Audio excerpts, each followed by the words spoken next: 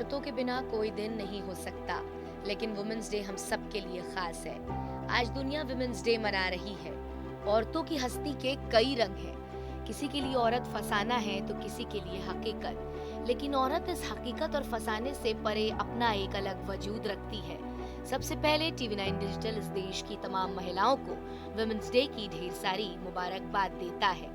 आपको पता ही होगा कि आज दुनिया इसे इंटरनेशनल वुमेन्स डे के तौर पर मनाता है, लेकिन सबसे बड़ी बात शायद कम मालूम हो। अपने देश में आजादी के बाद ये पहला मौका है जब औरतों की तादाद मर्दों से अधिक हो गई है ना ताज्जुब की बात। आंकड़ों का ये हिसाब किताब राष्ट्रीय सर्वे और हेल्थ सर्वे 5 का है।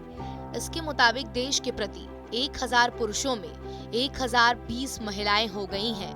आजादी के बाद यानी 1951 में ये आंकड़ा 946 था और 2015 तक मर्दों की तुलना में औरतों का ये आंकड़ा 991 तक पहुंच पाया था। तो आज के मौके पर औरतों की कामयाबी का लेखा जोखा करते हैं बारी बारी से।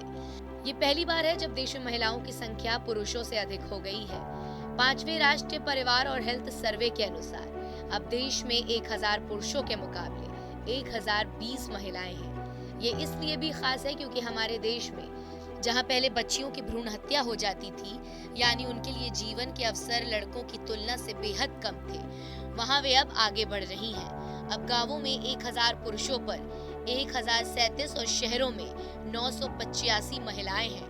वहीं चौथे नेशनल फैमिली हेल्थ सर्वे के हिसाब से गांवों में 1000 पुरुषों की तुलना में 1009 महिलाएं थी और शहरों में ये आंकड़ा 956 का था। देश में पुरुषों की तुलना में महिलाओं की संख्या ज्यादा होने की वजह से ये जन्म के समय सेक्स रेशियो में सुधार हुआ है।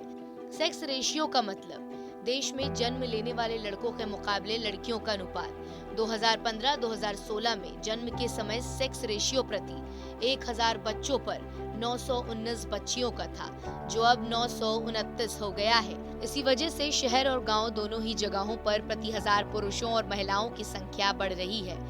सबसे अच्छी बात यह है कि ये सुधार शहरों की तुलना में गांवों में बेहतर हुआ है। वहीं बॉस्टन कंसल्टिंग ने अपनी रिसर्च में बताया कि अगले 5 सालों में महिलाओं की अगुवाई वाले बिजनेस के 90% बढ़ने का अनुमान है। यही नहीं, 2030 तक 30 करोड़ से अधिक बिजनेस कंपनियों के मालिक महिलाएं होंगी और इन कंपनियों में से 15 से 17 करोड़ नौकरियां मिलने की उम्मीद है। मौजूदा समय में भारत में 1.57 करोड़ से अधिक बिजनेस कंपनियों की मालिक महिलाएं हैं, जिसमें स्टार्टअप भी शामिल है। MSME बिजनेस यानी micro small and medium enterprises के लिए महिलाओं पुरुषों से कर्ज ले रही हैं। महिलाओं ने 20.82 लाख करोड़ रुपए का कर्ज लिया था, जबकि पुरुषों ने 11.56 करोड़ का कर्ज लिया था। बिजनेस में भी महिलाएं अमूल्य योगदान दे रही हैं। देश के उद्योग और आंतरिक व्यापार संवर्धन विभाग से मान्यता प्राप्त 50,000 से अधिक स्टार्टअप है, जिनमें से कम 45% महिलाएं सक्षम हैं। बॉस्टन कंसल्टिंग ग्रुप के अनुसार महिलाओं द्वारा स्थापित या सह स्थापित स्टार्टअप 5 साल की अवधि में पुरुषों से 10% अधिक रेवेन्यू बनाते हैं।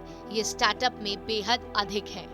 तो है ना ये दिलचस्प बात। तो हम उन तमाम महिलाओं को एक बार फिर मुबारकबाद देते हैं जो रोजमर्रा की संघर्ष से उतरकर भी अपने वजूद को कायम कर रही हैं।